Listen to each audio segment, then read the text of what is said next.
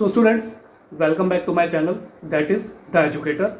Today we are going to start our General English Speaking part 38, in which we are going to discuss about a new topic that we will discuss about pronouns यानी सर्वनाम in our today's class. So students, let's start our General English Speaking part 38.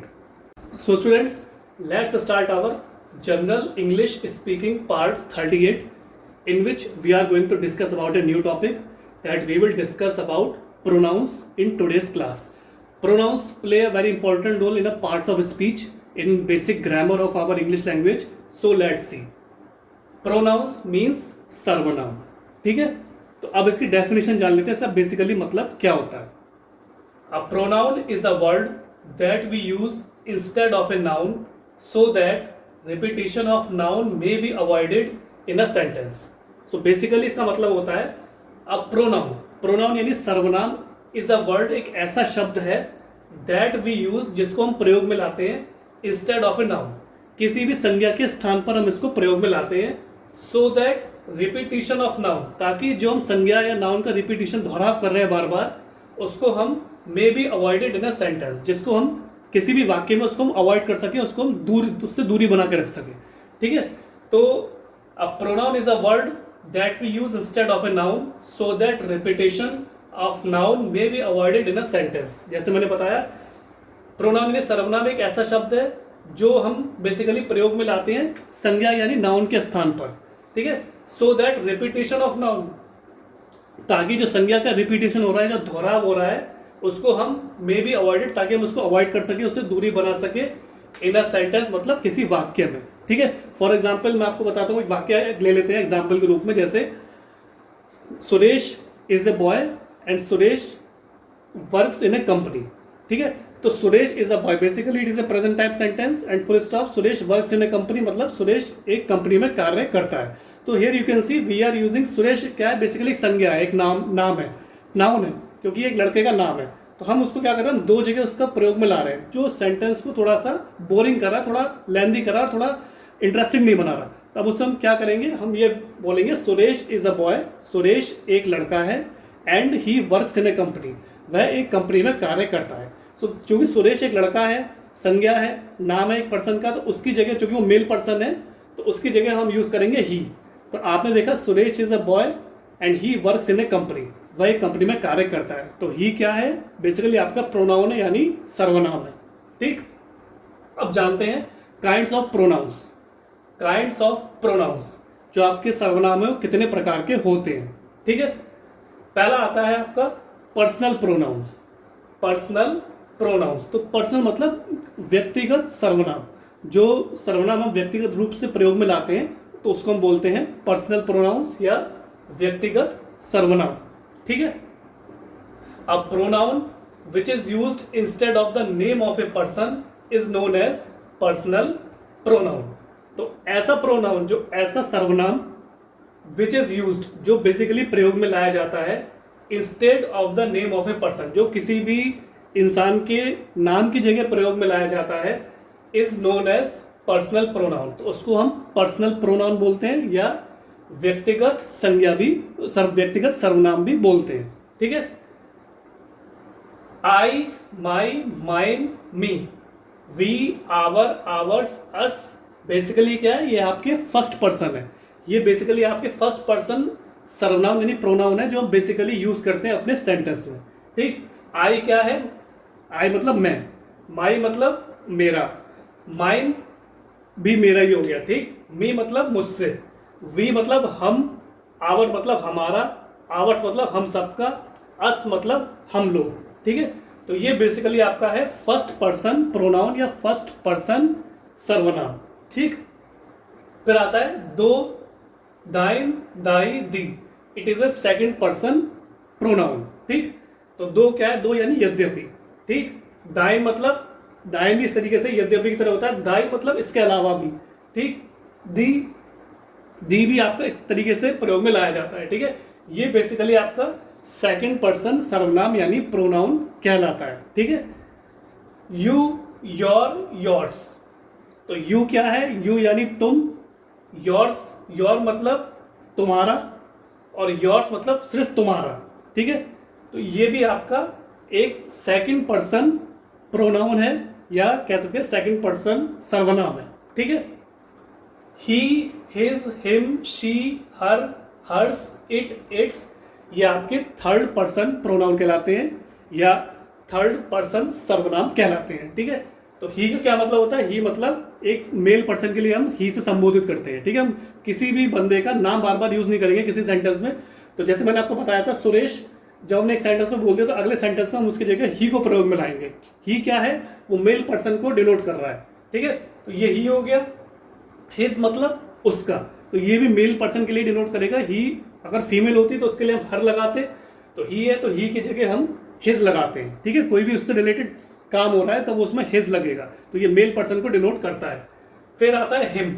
Him मतलब ये उसका है, him मतलब उसका, तो him किसी के लिए भी यूज हो सकता है। ठीक है, हिम हो गया। शी क्या हो गया? शी आपकी फीमेल पर्सन हो गई। जैसे हम ही यूज करते हैं किसी मेल पर्सन के नाम के बाद दूसरे सेंटेंस में उसे ही लगाते हैं, ऐसी फीमेल पर्सन में मान लीजिए कोई लड़की है जिसका नाम है शीला, तो Sheela is a student and she works in a company, तो हम शीला की को बार बार यूज नहीं करेंगे। तो शीला आपका एक नाउन हो गया, एक लड़की का नाम हो गया। दूसरे सेंटेंस में क्या हो गया? She works in a company, तो शी क्या है? वह एक कंपनी में कार्य करती है, तो शी आपका एक फीमेल पर्सन को डिनोट करता है। ठीक है, हर मतलब उसका, तो ये फीमेल पर्सन के लिए डिनोट करेगा। कोई भी चीज उससे रिलेटेड होगी तो ये फीमेल पर्सन को डिनोट करता है। ठीक है, हर्ष मतलब सिर्फ उसी का है। ठीक है, इट बिलोंग्स टू हर्ष, ये उसका सामान है, उसी को बिलोंग करता है। ठीक है, फिर आता है इट। इट मतलब ये, it belongs to this person, तो ये सामान उसको बिलोंग करता है, तो इट का मतलब ये होता है। ठीक है, इट्स का मतलब होता है ये।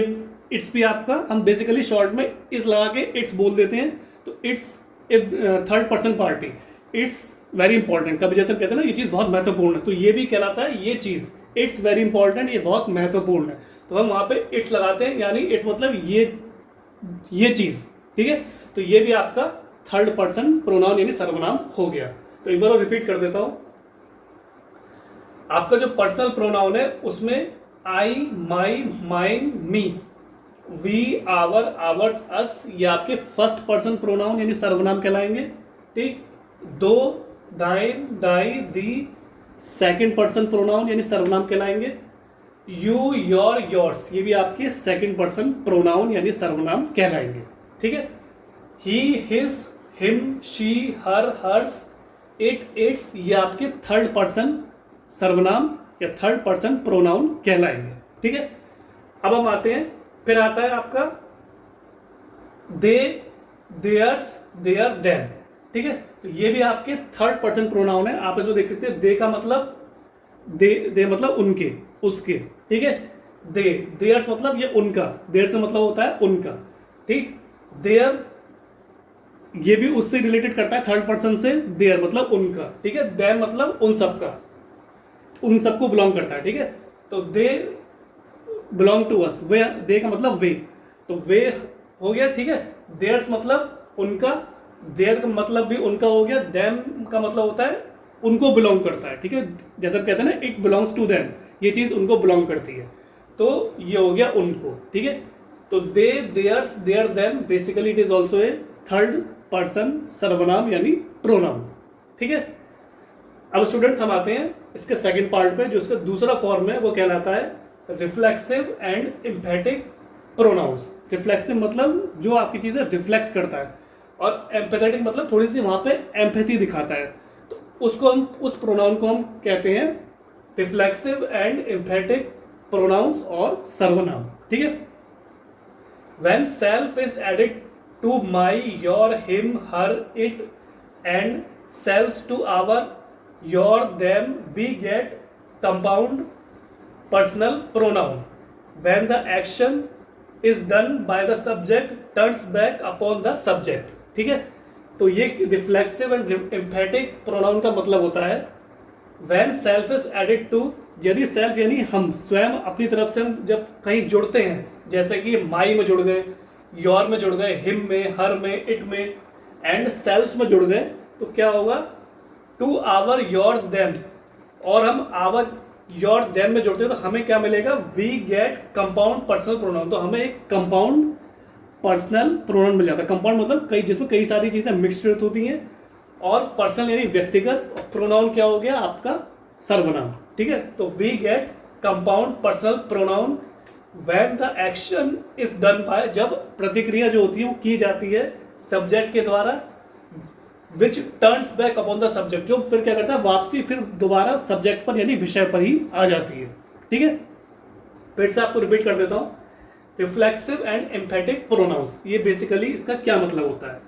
When self is added to, यदि जब हम सेल्फ यानी स्वयं को जब हम ऐड करते हैं माई के साथ, योर के साथ, हिम के साथ, हर के साथ, इट के साथ, and selves to our, your, them, और सेल्व्स को भी हम ऐड करते हैं आवर के साथ, योर के साथ, देम के साथ, तब क्या होता है, we get compound personal pronoun. तब हमें एक कंपाउंड पर्सनल प्रोनाउन मिल जाता है। कंपाउंड मतलब जैसे बहुत सारी चीजें मिक्सड होती हैं, पर्सनल मतलब व्यक्तिगत, और प्रोनाउन यानी सर्वनाम, ठीक है। When the action is done by the subject, जहां पर जो एक्शन, जो प्रतिक्रिया है वो विषय के द्वारा की जाती है, ठीक है। Which turns back upon the subject, जो वापस फिर से उसी सब्जेक्ट यानी विषय पर आकर लौट आती है, ठीक है। तो इसके एग्जाम्पल हम अगली नेक्स्ट क्लास में बताएंगे, ठीक है। So students, this was the general English speaking part 38 in which I try to explain you about pronouns यानी सर्वनाम। Pronouns play very important role in our basic parts of speech.